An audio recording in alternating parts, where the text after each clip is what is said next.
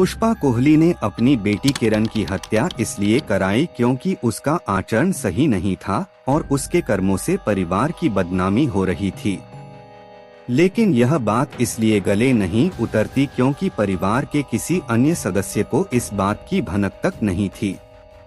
Sector 46 Faridabad के चौकी प्रभारी सोहनपाल अपनी टीम के साथ क्षेत्र की रात्रि गश्त पर निकलने की तैयारी कर रहे थे कि तभी पुलिस कंट्रोल रूम से फोन आ गया। उन्हें बताया गया कि सेक्टर 45 की कोठी नंबर 387 में एक कत्ल हो गया है। पुलिस चौकी से घटनास्थल महज 2 किलोमीटर दूर था। सोहनपाल अपनी टीम के साथ 10 मिनट में उस जगह पहुंच गए जहां वारदात हुई थी। वह पॉश एरिया था और अक्सर सुनसान रहता था। इस वजह से पड़ोसियों को भी इस घटना का पता नहीं चल पाया था। रात को लगभग 3 बजे पुलिस को आया देख आसपास की कोठियों से लोग बाहर निकल आए। कोठी नंबर 387 में मौजूद एक व्यक्ति ने कोठी का मेन गेट खोल दिया।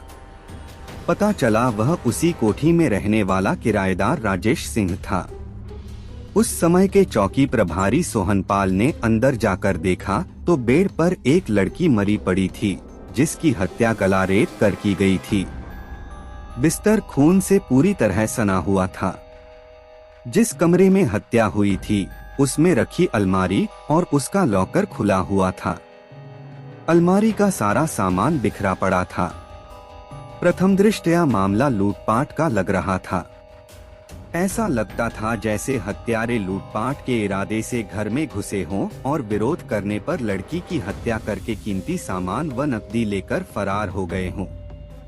पुलिस को सूचना कोठी की मालकिन पुष्पा कोहली ने दी थी। उसने बताया कि मृतका उसकी बेटी किरण है। पुष्पा के अनुसार उसका पति सुरेंद्र कोहली और 12 वर्षीय बेटा नितिन कोहली बीते दिन सुबह ही उसकी अस्वस्थ मां को देखने बठिंडा, पंजाब गए थे। वारदात के वक्त पुष्पा कोहली और किरण ही घर में थीं। पौष इलाके में हुई इस सनसनीखेज वारदात की सूचना पाकर पुलिस के उच्चाधिकारी भी घटनास्थल पर पहुंच गए थे। पूछताछ में पुष्पा कोहली ने बताया कि बीती रात करीब 9:45 बजे जब वह रसोई में खाना बना रही थी तभी मेन गेट खोलकर बुर्के वाली 2 औरतें अंदर आईं। किरण उन दोनों को अंदर ले आई। कुछ देर बाद जब उसने किरण से उन दोनों के बारे में पूछा तो उसने बताया कि वे उसकी परिचित हैं और उसे उनके साथ कुछ हिसाब किताब करना है। उस वक्त बुर्के वाली दोनों औरतें सोफे पर बैठी थीं।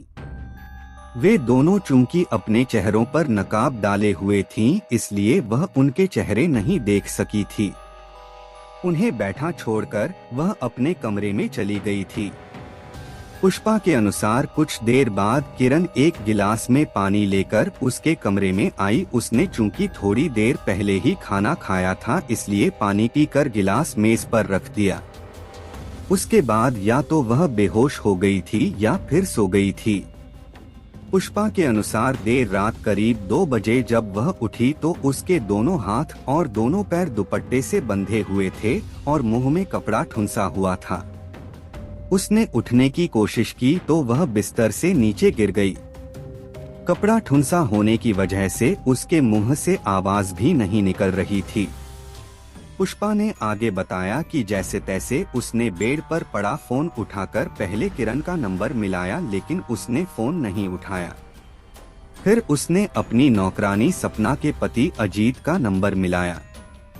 नंबर तो लग गया लेकिन मुंह में कपड़ा ठुंसा होने की वजह से बात नहीं हो सकी।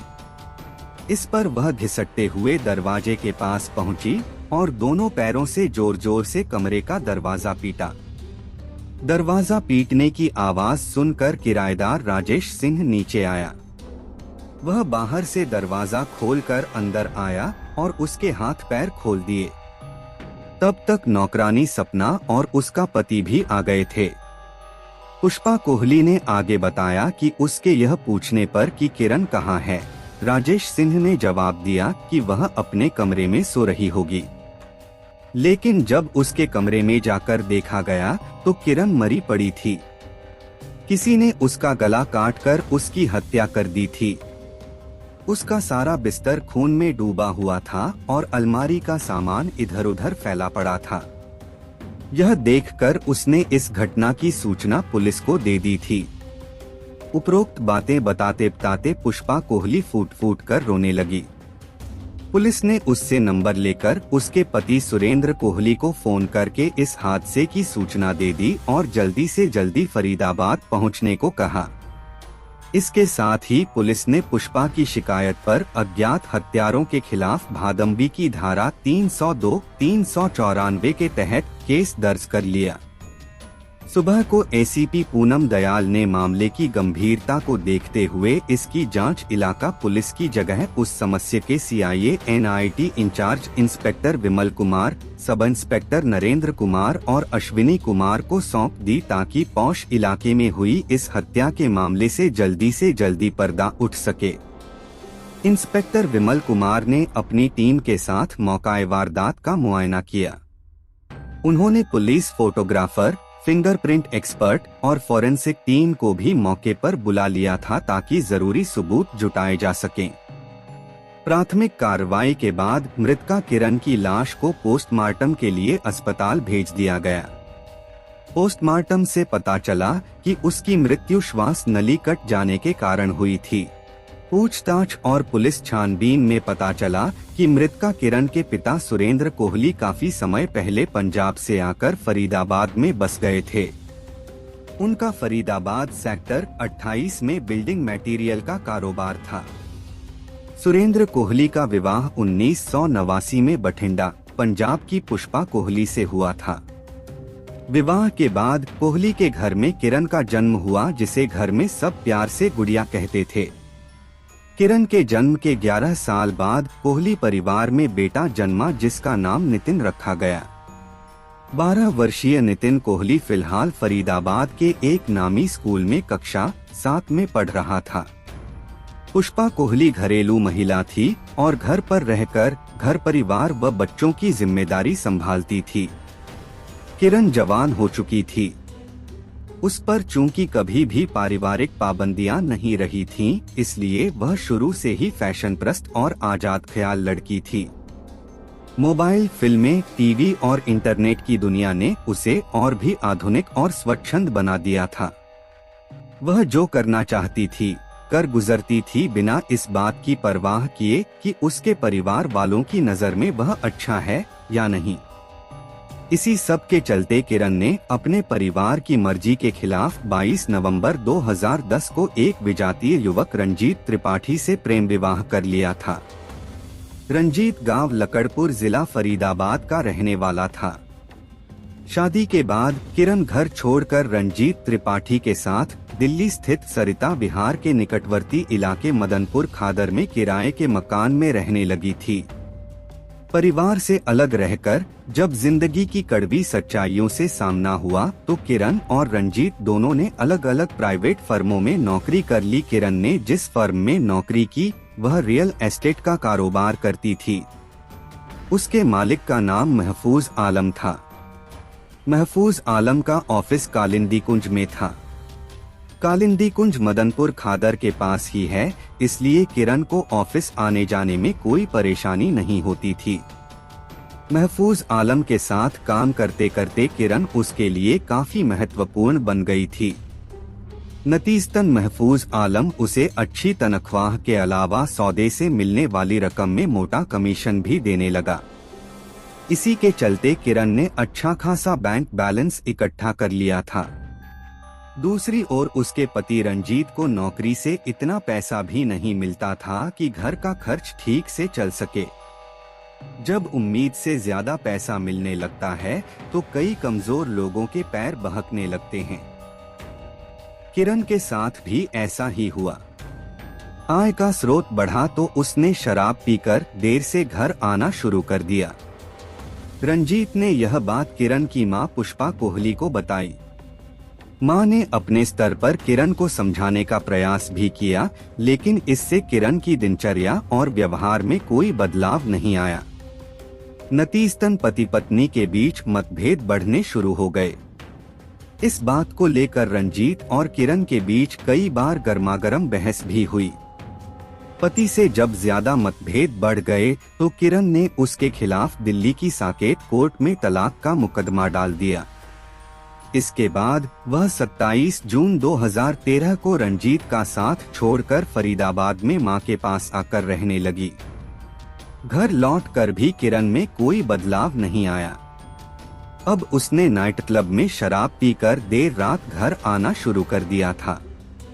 जवाब मांगने पर वह गाली गलौज और मारपीट तक पर उतर आती थी। किरण का हाई प्रोफाइल लाइफस्टाइल कोहली परिवार के लिए बदनामी का कारण बन रहा था। एक तो शादी के बाद भी बेटी घर में बैठी थी, दूसरे वह शराब पीकर देर रात घर लौटती थी। मां पुष्पा कोहली इस बात को लेकर तनावग्रस्त रहने लगी थी। उसकी समझ में नहीं आ रहा था कि इस समस्या का कैसे समाधान करे। यह सब चल ही रहा था कि किरण की हत्या हो गई थी। बहरहाल इंस्पेक्टर विमल कुमार ने अपनी टीम के साथ बेहद बारीकी से घटनास्थल का मुआयना किया तो पाया कि पुष्पा कोहली द्वारा लिखाई गई रिपोर्ट और मौका वारदात पर पाए गए सबूतों में काफी झोल है। इसी को ध्यान में रखकर उन्होंने सुरेंद्र कोहली के किराएदार राजेश सिंह, नौकरानी सपना व उसके पति अजीत के अलग अलग बयान दर्ज किए। जब उन बयानों को क्रॉस चेक किया गया तो विमल कुमार को कई बातों पर शक हुआ। मसलन किरण ने पुष्पा को गिलास में पानी दिया था जिसे पीकर वह बेहोश हो गई थी और शायद बाद में सो गई थी। यह बात समझ के बाहर थी कि किरण ने बिना मांगे मां को पानी क्यों दिया और उसने क्यों किया। इंस्पेक्टर विमल कुमार ने गिलास के बचे पानी को सूंघ कर देखा तो वह सामान्य पानी था और उसमें किसी तरह की कोई गंध नहीं थी। फिर भी उन्होंने उस पानी और गिलास को जांच के लिए प्रयोगशाला भिजवा दिया। दूसरे पुष्पा कोहली से जब दोनों बुरके वालियों के डीडॉल, शक्ल और आवाज के बारे में सवाल किए गए तो वह कोई संतोषप्रद जवाब नहीं दे सकी। संदेह हुआ तो पुलिस टीम ने पुष्पा कोहली का मोबाइल फोन सर्विलांस पर ले लिया और उसके फोन की पिछले 6 महीने की कॉल डिटेल्स निकलवाई। इस बीच पुष्पा कोहली के पति सुरेंद्र कोहली, बेटा नितिन और कुछ अन्य रिश्तेदार भी आ गए थे। माहौल कुछ ऐसा था कि पुलिस पुष्पा से कड़ाई से पूछताछ भी नहीं कर सकती थी।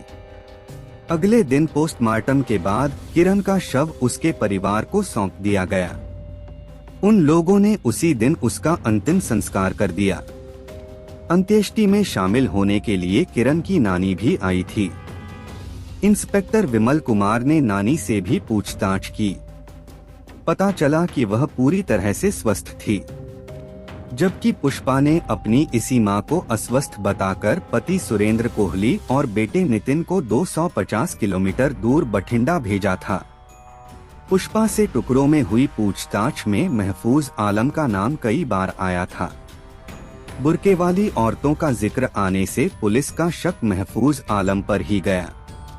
पुलिस ने महफूज आलम से पूछताछ की, लेकिन उसने इस मामले में अपनी कोई भी भूमिका होने से इनकार किया। अलबत्ता यह जरूर माना कि किरण उसके यहाँ काम कर चुकी थी और वह उसे मोटा वेतन देता था। महफूज हालांकि किरण की हत्या में अपनी कोई भी भूमिका होने से इनकार कर रहा था। फिर भी हत्या का मामला होने की वजह से पुलिस ने उसे पूछताछ के लिए थाने में ही बिठाए रखा, बाद में उसे छोड़ दिया गया। किरण की हत्या की सूचना पाकर उसका पति रंजीत त्रिपाठी भी फरीदाबाद आ गया था। वह फिलहाल मुंबई में नौकरी कर रहा था।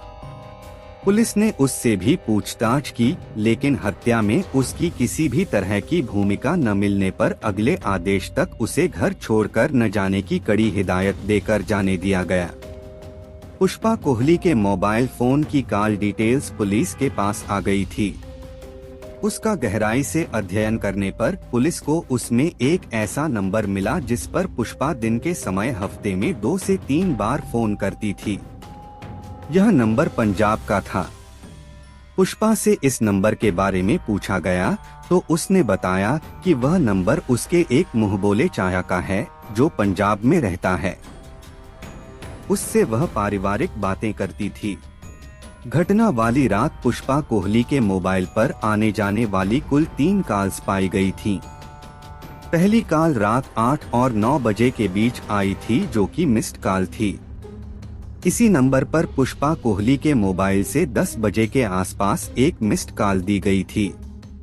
तीसरी और आखिरी कॉल पुष्पा कोहली की नौकरानी सपना के मोबाइल से आई थी, जिसे रिसीव किया गया था।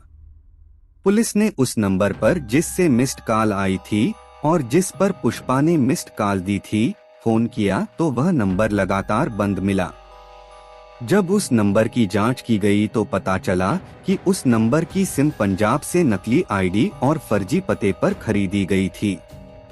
लेकिन आश्चर्य की बात यह थी कि घटना वाली रात उस नंबर की लोकेशन सेक्टर 45 और उसके आसपास थी। ऐसा लग रहा था जैसे उस नंबर का इस्तेमाल किसी खास मकसद से ही किया गया था। इससे शक की सुई पूरी तरह से पुष्पा कोहली पर आकर ठहर गई।